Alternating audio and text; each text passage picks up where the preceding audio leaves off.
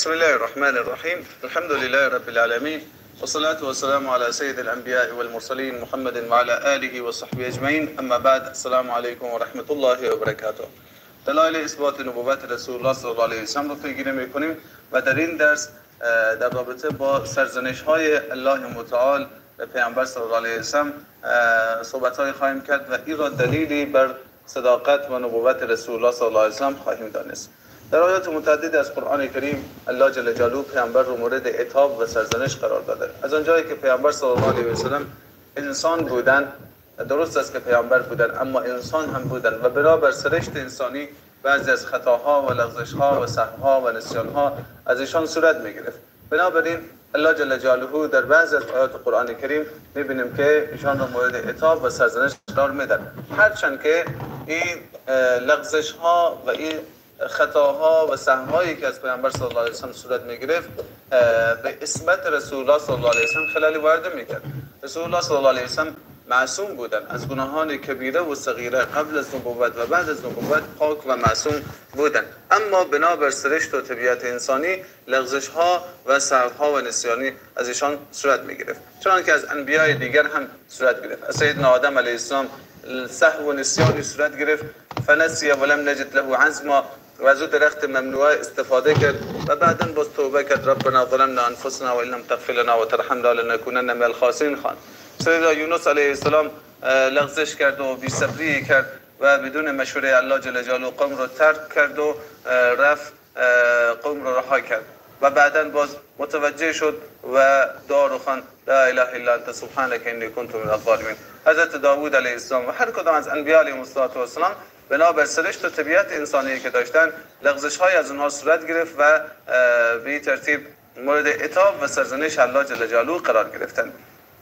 همینطور رسول الله صلی الله علیه و سلم هم مورد عتاب و سرزنش قرار گرفتند.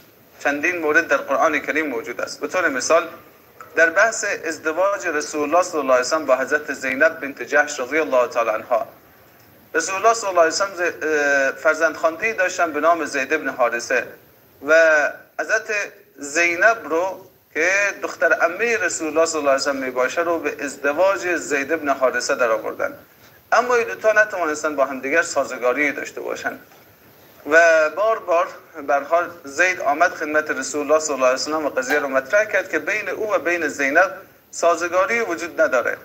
اینجا است که الله جل جلاله آیه رو نازل میکنه، بیان میکنه و اذ تقول للذی انعم الله علیه و انعمت علیه امسک علیک زوجک. یاد کن هنگامی که تو میگفتی برای کسی که الله بر او نعمت گذاشته بود و او رو مسلمان کرد، زید، و انعمت علیه، تو هم بر او نعمتی داده بودی، نعمت و منتی گذاشته بودی که او رو تو آزاد کردی. آن هنگامی که تو برایش میگفتی امسک علیک زوجک، همسر خودت رو نگه دار، و تخفی فی نفسک ما الله مبدیه، و تو در نفس خودت مخفی میکردی آنچه را که الله آشکار کننده آن بود، و تخشى الناس والله احق ان تخشى، تو از مردم میترسیدی در حالی که الله سزاوارتر بود به ترسیدن. منظور چی است؟ الله جل جلاله با وجودی که برای پیامبر صلی الله علیه و سلم گفته بود که زید و زینب از همدیگر جدا خواهند شد و به زودی ما زینب رو به ازدواج توی پیامبر صلی الله علیه و سلم در خواهیم آورد، اما پیامبر صلی الله علیه و سلم برای زید بار بار اصرار کردند و گفتند امسک علیک زوجک، همسر خودت نگه دار. و باز الله میفرماید تخفی فی نفسک، تو در دل خودت مخفی میکنی آنچه را که الله آشکار کننده آن خواهد بود. یعنی پیامبر این رو مخفی میکردن که الله جل جلاله برایشان گفته بود که زید و زینب از هم دیگر جدا خواهند شد و زینب به ازدواج تو در خواهد آمد و ما او رو به ازدواج تو در خواهیم آورد، ولی پیامبر رو مخفی میکردن. برای زید میگفتن به زندگی خودت ادامه بده، با زینب ادامه بده، زندگی بکن. بعد چرا رسول الله صلی الله علیه و سلم نمیگفتن، از این چیزی سخن نمیگفتن؟ به خاطری که مبادا مردم اینطور فکر بکنن که رسول الله صلی الله علیه و سلم به دنبال خواستگاری از زینب میباشه، به دنبال ازدواج با زینب میباشه و به این خاطر میخواد که ازدواج زید و زینب رو خراب بکنه. الله جل جلاله پیامبر رو سرزنش میکنه، میگه که تخفی فی نفسی، که تو در دل خودت مخفی میکنی ما الله مبدیه، آنچه را که الله آشکار کننده آن است. یعنی الله به زودی آشکار خواهد کرد که تو با زینب ازدواج خواهی کرد. و تخشى الناس والله احق ان تخشى. تو از مردم میترسی، از سخنان مردم میترسی پیامبر، که مبادا بگن که پیامبر با عروس فرزند خوانده خودش ازدواج کرده.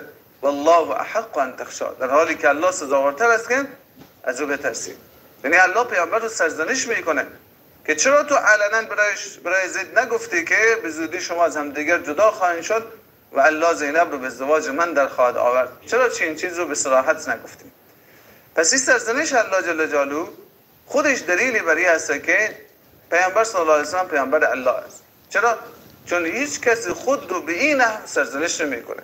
اگر کسی ادعای پیغمبری کرده باشه به دنبال دلیل و دلایل میگرده که خود رو صادق جلوه بده، خود رو خوب جلوه بده. اما ببینیم که پیامبر صلی الله علیه و سلم اینطور مورد سرزنش سخت و عتاب سخت الله جل جلاله قرار میگیره، تا جایی که سیدتنا عایشه صدیقه رضی الله تعالی عنها میفرمایند لو كان محمد صلی الله علیه و سلم کاتما شیئا مما انزل علیه لکتم هذه الآیه. اگر پیامبر صلی الله علیه و سلم کتمان کننده آیه می بودند قطعا که آیه رو کتمان میکردن. اما میبینیم که پیامبر صلی الله علیه و سلم کتمان نکردن و سرزنش الله جل جلاله که برای خودشان شده بود رو واضح و علنا برای مردم بیان کردن. و ادامه آیه چی میفهمد؟ فلما قضى زید منها وطرا زوجناکها لکی لا یکون علی المؤمنین حرج فی ازواج ادعیائهم. وقتی که حاجت خود رو زید از زینب پوره کرد، اینجا بود که ما زینب رو به ازدواج توی پیامبر صلی الله علیه و سلم در آوردیم. از اینجا فهمیده میشه که ازدواج رسول الله صلی الله علیه و سلم با حضرت زینب به دستور الله جل جلاله. خلاصه ای که پیامبر صلی الله علیه و سلم میبینیم که عتاب و سرزنش الله جل جلاله رو بیان میکنه و کتمان نمیکنه. الله ایشان رو سرزنش کرده اما میبینه که کتمان نمیکنه. خود همین سرزنش الله جل جلاله برای پیامبر و بعد بیان کردن او برای امت این خودش دلیلی است بر صداقت رسول الله صلی الله علیه و سلم بر نبوتشون. آیه دوم، وقتی که مسلمان ها قصد رفتن به سوی تبوک و روم رو داشتن، رسول الله صلی الله علیه و سلم برای بعضی از منافقین اجازه دادن. آمد گفت که چه مشکلی دارم؟ گفت سید اجازه است. پیامبر صلی الله علیه و سلم اجازه میدادن برای منافقین. الله جل جلاله پیامبر رو سخت مورد عتاب و سرزنش قرار داده. عفا الله عنک، الله تو رو عفو بکنه. لما اذنت لهم، چرا برایشان اجازه دادی؟ حتی یتبین لك الذین صدقوا، تا اینکه برای تو آشکار بشه و کسایی که راست میگن و تعلم الکاذبین، و تا اینکه تو دروغگویان رو بشناسی. همین آیه ببینین که چطور الله پیامبر رو مورد عتاب و سرزنش قرار میده. و این خودش نشانگری است که این قرآن کلام خود پیامبر نیست، این حدیث خود پیامبر نیست، بلکه این کلام الله هست و الله هست که از بیرون پیامبر رو مورد عتاب و سرزنش قرار میده که چرا تو برای منافقین اجازه دادی که بره. آیه سوم یا قضیه سوم در رابطه با چی است؟ وقتی که عبدالله ابن ابی ابن سلول رئیس منافقین وفات کرد، رسول الله صلی الله علیه و سلم فراخوانده شدند تا بر او نماز جنازه بخوانند. فقط وقتی که رسول الله صلی الله علیه و سلم ایستادند تا نماز جنازه بخوانند، سیدنا عمر میفرماد که جلوی رسول الله ایستادم، گفتم یا رسول الله اتصلی علی ابن ابی، میخوای بر عبدالله ابن ابی نماز بخوانی؟ وقد قال یوم کذا کذا و کذا، در حالی که فلان روز چنین و چنان گفت، در فلان روز چنین و چنان گفت، مثلا به ناموس پیامبر به حضرت عایشه و تهمت بزرگ افک رو زد. میخوای نماز جنازه بخوانی؟ هی عمر رضی الله تعالی تکرار کرد، این کار کرد، این طور کرد، او طور کرد، این رو گفت، این رو گفت، این رو گفت. رسول الله صلی الله علیه و سلم تبسم کردند، بس که اخلاق بزرگوارانی داشتند. فرمودند اخیر عنی یا عمر، برو بر ای عمر، برو بر. فلما اکثرت، وقتی که خیلی عمر رضی الله تعالی زیاده روی کرد، گفت یا رسول الله چطور بری نماز جنازه میخوانی؟ رسول الله صلی الله علیه و سلم فرمودند انی خیرت فاخترت، به ما اختیار داده شده، استغفرت لهم ام لم تستغفر لهم، استغفر لهم او لا تستغفر لهم، ان تستغفر لهم 70 مره فلن یغفر الله لهم. استغفار نکنی یا استغفار بکنی، هرگز الله اینا رو نمیبخشه، هرچند که 70 بار استغفار بکن. برای ما اختیار داده شده که استغفار بکنیم یا نکنیم. ما هم اختیار میکنیم که استغفار بکنیم. خلاصه ای که رسول الله صلی الله علیه و سلم نماز جنازه رو خواندن، هنوز چند لحظه‌ای نگذشته بود که آیه نازل شد ولا تصلی علی احد منهم مات ابدا ولا تقم على قبره انهم كفروا بالله و رسوله و ماتوا وهم فاسقون. نه بر اینها نماز جنازه بخوان برای منافقین و نه بر سر قبرش بیست. اینا کسانی هستند که به الله و رسول کفر ورزیدند و در حالی مردند که اینا در فسق و فجور کامل بودند. این روایت در صحیح بخاری حدیث 4671 ذکر شده. و همچنین روایت دیگری است که عبدالله بن ابی وقتی که وفات کرد فرزندش آمد به خدمت رسول الله صلی الله علیه و سلم گفت یا رسول الله اعطنی قمیصک اکفنه فی، پیراهن خودت رو بده تا بدنم عبدالله رو در او کفن بکنم. فرزند عبدالله بن ابی که عبدالله نام داشت یکی از صحابه رسول الله صلی الله علیه و سلم بود، اما پدرش عبدالله بن ابی منافق رأس منافقین بود. رسول الله صلی الله علیه و سلم پیراهن خودشان دادن تا کفنی برای بشه، برای نماز هم خواندن. اینجا بود که الله جل جلاله باز آیه نازل کرد. خلاصه ای که میبینیم که الله چطور پیامبر رو مورد عتاب و سرزنش قرار میده و با یک نهی بسیار جدی میگه که لا تصلی علی احد منهم مات ابدا، هرگز که دیگه از این بعد برای ایشان نماز نخواهید. و نکته ای که فهمیده میشه اینه که پیامبر صلی الله علیه و سلم علم غیب نداشتن. و نکته دیگری فهمیده میشه که پیامبر از پیش خود کاری نمیکردن. اگر جای اجتهاد میکردن و اجتهادشان خطا میشد، بلافاصله الله جل جلاله او خطای اونها رو متوجه میکرد و بلافاصله اونها رو به طرف ثواب و درستی راهنمون میساخت. آیه دیگری که الله پیامبر رو مورد عتاب و سرزنش قرار داد در بحث وفات ابو طالب هست. وقتی که ابو طالب با کفر از دنیا رفت، پیامبر صلی الله علیه و سلم فرمودند لاستغفرن لك ما لم انه عنك، همواره برای تو طلب مغفرت میکنم تا زمانی که از او نهی کردن نشم. صحیح بخاری حدیث 4675 روایت ذکر. الله رو نازل کرد ما كان للنبي والذين آمنوا ان يستغفروا للمشركين ولو كانوا اولي قربى من بعد ما تبين لهم انهم اصحاب الجحيم. برای پیامبر و مؤمنین شایسته نیست که برای مشرکین طلب مغفرت بکنن بعد هرچند که از نزدیکانشان باشه، بعد از اینکه متوجه شدن که اونها جهنمی هستن. یعنی الله پیامبر رو به سختی من میکنه، مورد عتاب و سرزنش قرار میده که چرا تو برای ابو طالبی که با شرک از دنیا رفت تو برای طلب مغفرت میکنی؟ نباید که چنین بکنی. و در حقیقت این یک نوع عتاب و سرزنشی است برای پیامبر صلی الله علیه و سلم و نشان میده که پیامبر علم غیب نداشتن و نشان میده که پیامبر از پیش خودشان اگر بعضی از کارها را انجام میدادن و اشتباه میشد قطعا که مورد سرزنش الله قرار میگیرد. چرا؟ چون الله جل جلاله پیامبر رو سخت مورد تربیت و تحت تربیت و پرورش خودش قرار داده و نمیخواد که کوچکترین اشتباهی رسول الله صلی الله علیه و سلم مرتکب بشن. پنجمین آیه‌ای که الله پیامبر رو مورد عتاب و سرزنش قرار داد در رابطه با قضیه اسیران جنگ بدر می باشه. وقتی که اسیران جنگ بدر رو گرفتند و آوردن، رسول الله صلی الله علیه و سلم برای ابوبکر و عمر گفتند ما ترون فی هؤلاء الاسارى، نظر شما در رابطه با این اسیرا چیست؟ ابوبکر گفت یا نبی الله هم بنو العم والعشیره، اینا عموزادگان ما و قوم من و شما می باشند. ارى ان تأخذ منهم فدیه، نظر می است که از اینها فدیه بگیر یا رسول الله، فتكون لنا قوة على الكفار، فدیه بگیر تا یکم پول داشته باشیم و در مقابل کفار قویتر و نیرومندتر ظاهر بشیم. فعسى الله ان يهديهم للاسلام، امید است که الله جل جلاله اینها رو هدایت بکنه به سوی اسلام. رسول الله صلی الله علیه و سلم فرمودند ما ترى ابن الخطاب، نظر تو چی است ای عمر؟ گفت لا والله یا رسول الله ما ارى الذي ارى ابو بکر، قسم به الله اون نظریه که ابوبکر دارم اون نظر رو ندارم، ولکنی ارى ان تمکننا فنضرب اعناقهم، نظر من این است که تو برای ما قوت رو بدی که گردنهایشان را بزنیم.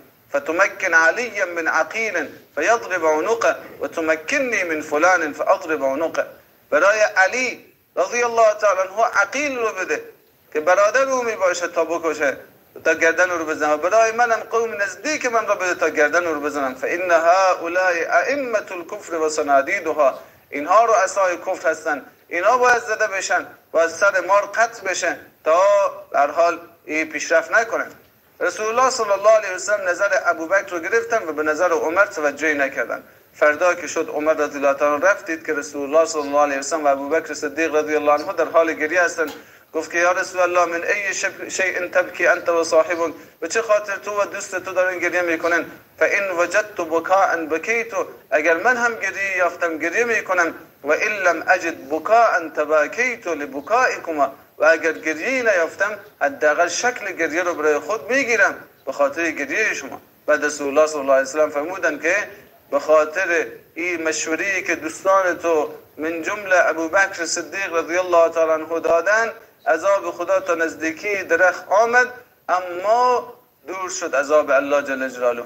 یعنی الله جل جلاله دقیقاً نظر سیدنا عمر رضی الله تعالی عنه رو پسندید و دوست داشت که تا قبل از اینکه کفار ضعیف نشن، قبل از او اسیر گرفته نشه. باید اول کفار خوب ضعیف بشن، خونشان ریخته بشه، کشته بشن، بعد از او باز اسیر گرفته بشه.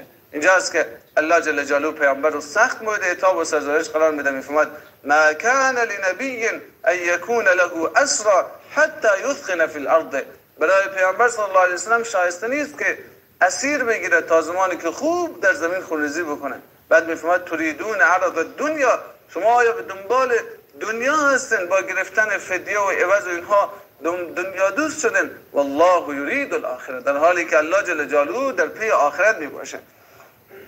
خلاصه اینه که الله چقدر پیامبر رو مورد عتاب و سرزنش قرار میده و این خودش بیانگری است که این قرآن کلام الله است و جانب الله آمده و اگر خود شخص اگر خودش مورد سرزنش قرار بده، برای در دل خودش مثلا یک کسی مرتکب گناهی شده در دلش اظهار پشیمانی میکنه، نمیایی که بره عالم و دنیا جلوی عالم و دنیا بیای خود مورد عتاب و سرزنش قرار بده، همه رو با خبر بکنه و باز این رو کلام خدا بدن. نخیر، در دل خود اظهار پشیمانی میکنه. حالا اگر پیامبر صلی الله علیه و سلم چنین اشتباهی بر حال مرتکب شدن یا چنین لغزش یا سهوی ازشان صورت گرفت، اینو در پیش خودشان باید اظهار ملامتی و سرزنشی خودشان برای خودشان میکردن، نه ای که ادعا بکنن که کلام الله از جانب الله آمده و تا قیامت این عتاب و سرزنش پیامبر صلی الله علیه و سلم خوانده بشه و تلاوت بشه. پس معلوم بشه این قرآن کلام الله جل جلاله است و جانب الله جل جلاله آمده. ششمین آیه‌ای که پیامبر صلی الله علیه و سلم مورد عتاب و سرزنش قرار گرفتن، یا ایها النبی لما تحرم ما احل الله لك تبتغي مرضات ازواجك والله غفور رحیم، هست که در رابطه با قضیه هست که سیدنا رسول الله صلی الله علیه و سلم به خانه حضرت زینب میرفتن و احسن نوش جان میکردن و یک کم تأخیر میشد و عایشه و حفصه رضی الله تعالی عنهما بنابر طبیعت زنانه‌ای که داشتن به هر حال یک چیزی سنجیدن، یک فکر و مشوره سنجیدن تا رسول الله صلی الله علیه و سلم پیش حضرت زینب بیشتر درنگ نکنن، بیشتر نمانن. اینجا بود که رسول الله صلی الله علیه و سلم به حضرت عایشه و حفصه گفتن که دیگه خوردن عسل رو به خود حرام میکنم و دیگه نمیرم پیش زینب. اینجا است که الله جل جلاله میفرماد لما تحرم ما احل الله لك، چرا چیزی که الله برای تو حلال کرده تو برای خودت منع میکنی؟ تبتغی مرضات ازواجک، آیا تو به دنبال رضایت همسران خودت میباشی؟ والله غفور رحیم، الله از لغزش تو عفو کننده و مهربان هست و توی پیامبر صلی الله علیه و سلم متوجه باشه. یعنی نگاه کنین اینجا الله پیامبر رو سخت مورد عتاب و سرزنش قرار میده و این نشانگری است که این کلام الله هست. این کلام خود رسول الله صلی الله علیه و سلم نمیباشه، بلکه این کلام الله جل جلاله میباشه. هفتمین مورد در رابطه با قضیه عبدالله بن ام مکتوم رضی الله تعالی عنه میباشه که رسول الله صلی الله علیه و سلم یک مرتبه بزرگان قریش رو جمع کرده بودن و برای اونها دعوت میدادن و در همین حین عبدالله بن ام مکتوم که یک شخص نابینای بود آمد به خدمت، وارد مجلس شد و همینطور با نابینایی کامل گفت که یا رسول الله علمنی مما علمک الله، یا رسول الله علمنی مما علمک الله، ای رسول الله از آنچه که خدا برای تو تعلیم داده مرا هم تعلیم بده. همینطور گفته می آمد. رسول الله صلی الله علیه و سلم که دیدن مجلس به هم خورد و به هر حال او کیفیتی که بود به هم خورد و گرمی مجلس سرد شد، رسول الله صلی الله علیه و سلم عبوس شدن، ناراحت شدن. عبس و تولا نازل شد که الله جل جلاله پیامبر مورد عتاب قرار داد. عبس، پیامبر عبوس شد و تولا روی گردان، ان جاءه الاعمى، وقتی که شخص نابینا آمد. و ما یدریک لعله یزکا، چه چیز تو رو آگاه کرده شاید که او تزکیه بشه، پاک بشه، او یذکر فتنفع الذکر، یا که پند بگیره و این پند گرفتن برای نفع بده. اما من استغنا فانت له تصدى، اما کسی که اظهار بی‌نیازی میکنه مشرکین مکه، هی تو داری برو عرضه میکنی، او تو داره از تو فرار میکنه، از تو بی‌توجهی میکنه، تو هی داری برو عرضه میکنی. کسی که خودش به پای خودش طالب هست آمده، تو باز نسبت به او هیچ توجهی نداری. اینجاست که با وجودی که عبدالله بن ام مکتوم متوجه نشد، نابینا بود، پیامبر که عبوس شدن روی گرداندن، عبدالله بن ام مکتوم نابینا بود، متوجه نشد، اما الله خود متوجه بود. الله جل جلاله برای حبیب خودش این رو نمیپسندید که رسول الله صلی الله علیه وسلم چنین رفتاری بکنن. رسول الله صلی الله علیه وسلم در برابر شاگرد و طالب خودشان قدر سختی بکنن و این رو الله جل جلاله نپسندید. به این خاطر آیه نازل کرد و پیامبر صلی الله علیه وسلم رو مورد عتاب و سرزنش سختی قرار داد. در حال این آیات و آیات دیگری از قرآن کریم که